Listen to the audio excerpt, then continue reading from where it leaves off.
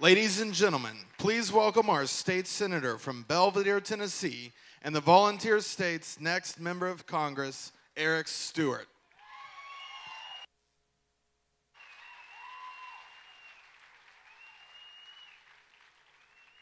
Lois is right. Those lights do make it a lot easier to not get nervous up here. But, you know, it's great to be here, and as always, great to be with Tennessee Democrats that care about working families, that care about working people. You know, y'all will have to forgive me. I'm just an old country boy, and I usually don't write speeches, so I'm just gonna kind of talk to you a little bit. And I can't sit down. You know, I can't give this speech here tonight without talking just a little bit about Jimmy Nafee. You know, when Chip called me and told me that I was going to be able to speak at Jackson Day, I was thrilled. You know, it's such an honor to be here and to talk with Democrats. And then I got the schedule, and I looked at the schedule, and I see that I'm speaking after Mike McWhorter, Kim McMillan, Lois DeBerry, and Jimmy Nafee. So that's just kind of my luck. And then to beat all, I had a great speech written, and Lois gave it. You know, but you know, I've been in the Senate since 2008, and one of the you heard Speaker talk about Ed Murray, who was from Franklin County, my home county. One of the first things that I got to do when I got to the legislature is, you know, of course I attended Speaker Murray's funeral, and Speaker Pro Tem DeBerry, Speaker Nafee were there, and I got to ride from Winchester back to Nashville with those two great statesmen for the state of Tennessee. You know, we can't talk enough about what Jimmy has done for this state, what Tennessee Democrats have done for this state. I've only been in Nashville for 4 years, but I can tell you that I've played a part in history, a very small part in the history that Jimmy Nafee has been a part of. Ned McWhorter will always be my generation's governor. Jimmy Nafee will always be my speaker. Jimmy, thank you for what you've done for Democrats, but most importantly, what you've done for Tennessee. You know, when I decided to run, I have to give up my Senate seat to run. When I decided to run, I get questions all the time. Why are you doing it? Why do you want to do it? Run for a seat that's easy to win. It's a great district for you. Do a good job. You take care of your people. Run for that seat. I've had folks in the legislature ask me to do the same thing. Well, folks, Jimmy Nafee took on a lot of things that weren't easy in this state. This may not be easy, but I can tell you one thing, we're going to make it happen. We're going to win.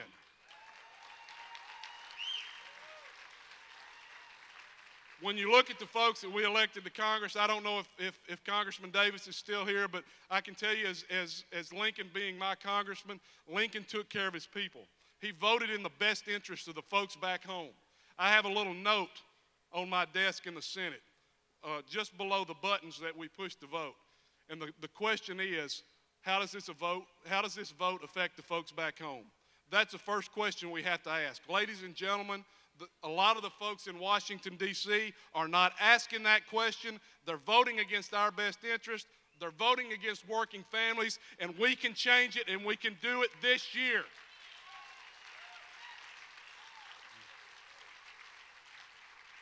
But it's not easy. No election's easy.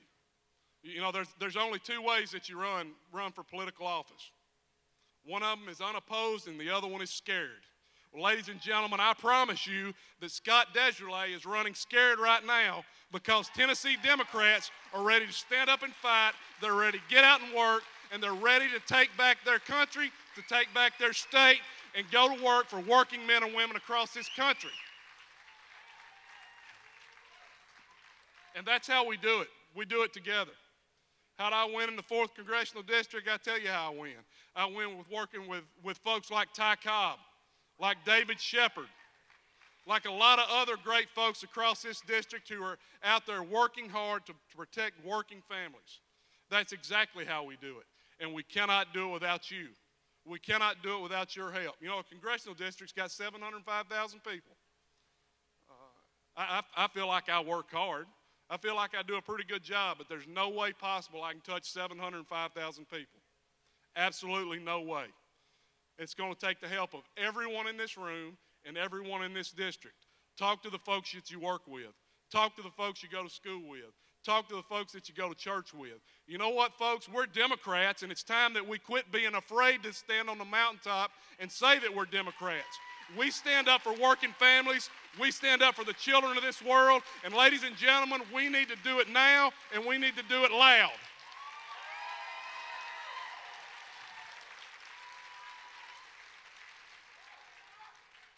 And I have a great finance director named Jake Donovan, and he'll tell you that we can't do it without money. And it takes money. Speaker will tell you that. He's raised a lot of money for Democrats and got a lot of great folks elected with the help of that money. And it does take that. Absolutely it takes it. And we need your help. I certainly need your help in the congressional race. But Democrats all across this state need your help. The TNDP, the House caucus, the Senate caucus, every one of these candidates. Ladies and gentlemen, there is no better time than the present. We have to get involved. We have to work hard. And I can promise you that we have some great candidates across this state that will step up and will take back this state for working families of Tennessee.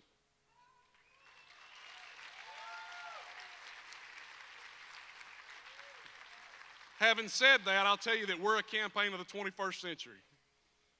Not only do we take checks, we also have this little thing that Jake puts in his phone, and he slides it. You can slide your credit card. So we take credit cards too, and I promise you they'll be by the back doors on the way out. We have a filing deadline at midnight tonight, and we sent out a little press release yesterday talking about the Republican House budget, the House Republicans' budget. Anybody know what that House Republican budget does? It does what? It kills Medicare. You hear some economists talk, it puts Medicare in a death spiral. Ladies and gentlemen, we've asked you to participate in our Medicare money bomb. Help us end this quarter strong. Please contribute to our campaign and go out and contribute to other campaigns across this state. My dad's a county mayor of Franklin County. I grew up in a household of small business owners and teachers, and they taught me some very important lessons. From the time I was about 10 years old, 12 years old, my dad would throw me in the truck early on Saturday morning, usually before daylight, and we'd go out and get underneath houses and put in central heating and air units. Not something I was very proud of, not something I really wanted to do at the time, but it's something I had the opportunity to do. It taught me a lot about doing a job and doing it right.